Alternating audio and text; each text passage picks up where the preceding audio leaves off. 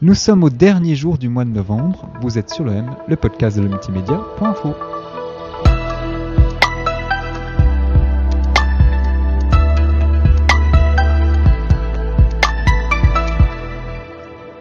Bonjour Renaud de Vargas. Bonjour Yves Di Christino. Pas j'ai failli fourcher. C'est pas très grave, on fourche aussi facilement sur de Vargas. Oui, d'ailleurs. Tu vois, je viens de le faire. Tu viens de le faire. Voilà. Et à l'écrit, les gens le font beaucoup par ici. C'est majuscule. Ils mettent une majuscule au D. Oui, regarde, sur ma feuille de pitch, tu vois, j'ai même écrit de Vargas, prennent la minuscule à D. Bien joué, super. Voilà, tu vois, le professionnalisme, c'est ça. De A à Z. Renaud, pardon de commencer comme ça, mais je suis retombé sur un article du Temps qui date précisément du 17 août 2018. Ouais. Donc ça remonte un peu. Effectivement. Et la journaliste, qui est d'ailleurs toujours autant, retraçait le parcours de ce qu'elle nommait à l'époque la génération Wiesel. Et tu es cité en tant que jeune humoriste roman dans cet article. Alors 4 ans plus tard, est-ce que tu te sens toujours faire partie de la génération Wiesel ? Quel enfoiré de Wiesel, et ça doit être honoré de réentendre ça. Oui, disons, on fait partie d'une volée qui se connaît en fait. Que ce soit Thomas, on peut citer Johan Provenzano, Blaise Bersinger, Charles Nouveau, Marina Rollman, Alexandre Kominek. On a commencé tout et tous en même temps ou presque. Et c'est vrai que Thomas a été un petit peu le fer de lance au début avec son style assez particulier, sa faculté à s'adapter un petit peu à tous les milieux. C'est pour ça qu'il fait 1000 privés à gauche et à droite, c'est parce qu'il a cette capacité à... Déjà, il a une grande culture et ça lui permet après justement de s'adapter et de pouvoir écrire concernant l'endroit là où il est, concernant l'endroit où il se trouve. Ouais. Et je pense en être toujours là. Bon, t'as pas changé de génération. J'ai pas changé de génération, j'ai pas plus vieilli que ce que j'aurais dû, ou j'ai pas rajeuni, malgré mes apparences parfois juvéniles. C'est comme certaines et certains aiment à le rappeler. Mais oui, j'estime toujours être un peu dans ce wagon-là, même si peut-être des gens justement comme Johan ou Thomas ou Marina ont peut-être un peu plus implanté justement leur rôle au sein de l'humour suisse roman. Bon, ils ont évolué, toi aussi, vu que tu es ici à Montreux. Si je reviens sur cet article, voilà ce que Virginie Nussbaum écrivait à ton égard. Trouver sa voix, Renaud de Vargas s'y applique. Journaliste sportif à 16h, ça c'est toujours le cas. C'est toujours le cas, oui. Ce jeune Lausannois évolue depuis plusieurs années dans le milieu humoristique roman, d'abord avec un compère sous le nom de Malvin et Renaud. Je t'avais rencontré à l'époque. Puis celui qui rêve de vivre de la scène se sépare de son acolyte et s'offre un nouveau départ. Aujourd'hui chroniqueur sur Couleur 3, ça c'est toujours d'actualité aussi. Il raille l'obsession du fitness et touriste à selfie-stick. Bon, alors ça, c'est des vieilles chroniques. C'est des vieilles chroniques. L'une de mes premières. Certaines de mes premières. Et tu es persuadé, percer, c'est avant tout une question de culot. C'est toujours d'actualité. Oui, ça fait presque autant quand on entend ça comme ça, j'ai l'impression. Il faut y aller au culot, les gars. Non, mais c'est vrai qu'il faut j'imagine qu'il faut oser, enfin faire de la scène déjà, faut oser. C'est vrai qu'il y a pas mal de personnes qui disent parfois mais t'es fou déjà de parler devant 50 personnes. Moi, je me pisse dessus. Comment tu... Et en fait, ça peut paraître un peu débile à dire, mais c'est vrai qu'il faut oser. Moi, j'ai toujours eu cette passion pour le théâtre avant. Et puis, en faisant du théâtre, j'ai fait un petit peu d'improvisation. Ouais. Et puis, au bout d'un moment, tu te dis tiens, l'impro, j'aime bien. Je crois que le public aime bien aussi. Est-ce que ça pourrait peut-être prendre un autre potentiel si en écrivant des choses, le public se marre aussi? Et puis c'est comme ça que ça se fait, quoi. C'est comme ça que ça se fait. Et puis après, tu joues à gauche, à droite pour arriver. Et j'en suis très content d'ailleurs à Montreux. Bon, tous les grands textes partent d'une partie d'observation, d'improvisation basée sur l'observation, et puis ensuite on écrit ce qui est improvisé, et puis puis on rôde. Exact, on rôde, et puis en fait tu trouves ta mécanique comme ça, parce que ton style, en tout cas j'ai l'impression à titre personnel, et pour mes potes aussi c'est la même chose, ton style se forge à force de jouer, parce que tu t'abordes peut-être un peu avec les mêmes angles, et quelle que soit la thématique. Et c'est ce qui fait que c'est ta patte et pas celle d'un ou d'une autre. Ouais. On parlait que il faut oser monter sur une scène devant 50 personnes. Là, ce soir, j'ai entendu dire qu'il y avait un poil plus. Il y a un poil plus, ouais. Et ton premier Montreux? Mon premier Montreux, accessoirement, exactement, ouais. C'était un petit peu quand même je t'avoue, un objectif dans ma jeune carrière d'humoriste, parce que j'estime encore être au début, tu vois. C'est vrai que moi, j'ai longtemps été en duo, puis quand j'ai commencé en solo, les potes que j'ai cités tout à l'heure étaient déjà lancés depuis un petit moment pour la plupart. Et c'est vrai que moi je suis encore un novice, donc je viens par la petite porte. Tout à l'heure on m'a dit bienvenue au Palace. J'ai dit pardon madame, parce que j'étais presque choqué qu'on me dise ça de manière aussi sereine. Donc c'est vrai que pour l'instant j'ai pas trop d'impréhension, peut-être que je réalise encore pas tout à fait ce qui m'attend. Mais j'ai déjà eu la chance de jouer devant des grosses affluences. D'ailleurs, je remercie encore Marina et Thomas pour m'avoir laissé faire leur première partie au Métropole à Lausanne. Mais là, le Stravinsky, c'est encore quelques centaines de personnes en plus. Mais au bout d'un moment, tu sais, c'est ce qu'on se dit parfois aussi entre nous, que tu joues devant 50 ou devant 1006, l'objectif c'est de captiver les gens. Et puis l'objectif est le même. Ouais. Voilà. Et puis surtout, parfois, c'est plus compliqué de jouer face à 80 que face à plus. Oui, parce que l'effet d'émulation est plus grand quand. Exact. Et puis c'est vrai que la moitié qui rit quand il y a 1600, c'est pas ouf, mais c'est pas mal. Par contre, la moitié qui rit quand on a 80, c'est un peu plus compliqué. Ça c'était Thomas qui l'avait d'ailleurs, je crois, dans une interview. Oui, c'est ça. Je plagie ses réponses. Non, mais je crois que ça tourne beaucoup auprès des humoristes. Moi, j'ai beaucoup interviewé votre génération à l'époque où Lido existait encore. Tout le monde disait ça. Feu le Lido. Feu le Lido. Bon, on dit aussi de toi que tu te révèles un certain goût pour l'absurde. Ça, c'est pas nouveau. Le comique en situation et les ruptures de ton bien senti. Ça veut dire quoi? Alors c'est pas moi qui l'ai écrit, du coup je peux pas vraiment t'aider. Ça c'est peut-être mon reste avec mon duo de Malvin. Ouais. Cette phrase n'était pas très français, mais pardon, j'ai croisé Warren Nichen en même temps, du coup je lui ai fait un coucou. L'absurde me fait rire. Je saurais pas te dire pourquoi je le pratique et ce qui fait que des fois on ressent que c'est absurde, mais c'est un peu des situations qui sont particulières, et puis tu sais que si toi potentiellement ça te fait marrer, peut-être qu'il peut y avoir aussi un potentiel sur le public. En fait, c'est d'ailleurs comme ça qu'on commence à écrire nos sketchs. Ouais. C'est un héritage théâtral. On voit que c'est un truc qui sort directement du théâtre. Ouais, complètement, bien sûr. Et de mon duo aussi, parce que c'est vrai qu'avec Malvin à l'époque, pour le citer encore une fois, parce que c'est aussi un petit peu à lui, grâce à lui, je pense que je suis là aujourd'hui.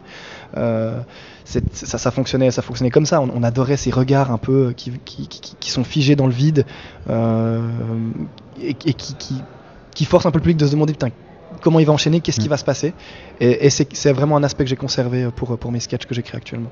Alors si on donne un exemple pour le comique de situation, alors je ne sais pas si c'est Sébastien Cortési qui a écrit cette phrase, mais que je trouve très juste et d'une certaine manière très belle aussi. Habitant avec la même aisance, l'élégance d'un parler bourgeois, comme le bagou mitraillette d'un cousin du quartier, il pratique un humour caméléon. Oui, j'ai une fascination aussi pour les personnages. Et pour les accents. Et pour les accents aussi. Ouais. On est en 2022, donc j'espère respecter les codes des mœurs actuelles. Pour l'instant, j'ai pas reçu de plainte, donc j'en déduis que c'est ok et que ça plaît. J'en use aussi sur les réseaux sociaux. Enfin voilà, mais c'est vrai que j'ai toujours eu une fascination pour les personnages. Peut-être de nouveau le théâtre y est pour quelque chose. Quand j'étais plus petit, j'étais fasciné par des films comme Mission Cléopâtre, par des humoristes suisses comme Marie-Thérèse Porchet, François Sylvain. Et ils avaient cette capacité justement à incarner des persos. J'en fais peut-être encore pas assez sur scène. C'est vrai que c'est un truc une fois que j'aimerais un peu plus tenter. Pourquoi pas prendre des personnages que j'ai fait en chronique radio ou en vidéo et de les mettre sur scène. Ça serait intéressant, ce serait un challenge assez intéressant, je pense, pour moi. Et oui, je pense que c'est aussi une façon d'ouvrir un peu plus mon panel de style.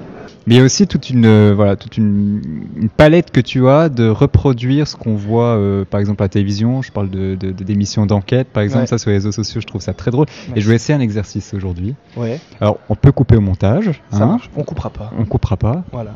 Si vraiment c'est nul, parce qu'en plus le texte que je vais te faire lire maintenant, c'est moi qui l'ai écrit, donc aucun jugement.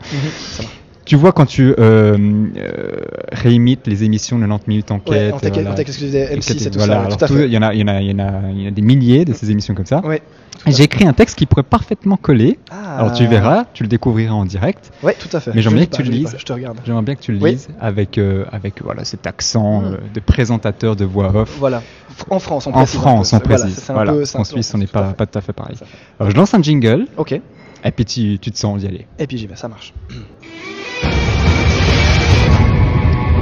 Vacances, fêtes et festivals. La côte de la Riviera attire chaque hiver toujours plus de touristes.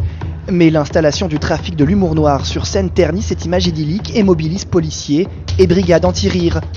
Nos équipes ont suivi les patrouilles chargées de traquer ces délinquants de haut vol. Prêts à tout pour traverser la frontière valaisanne. Dans un seul but, vendre illégalement l'humour noir. Un grand cru autrement plus corsé que le Pinot. Je crois que je devais repartir une deuxième fois. Tu vas repartir une deuxième fois.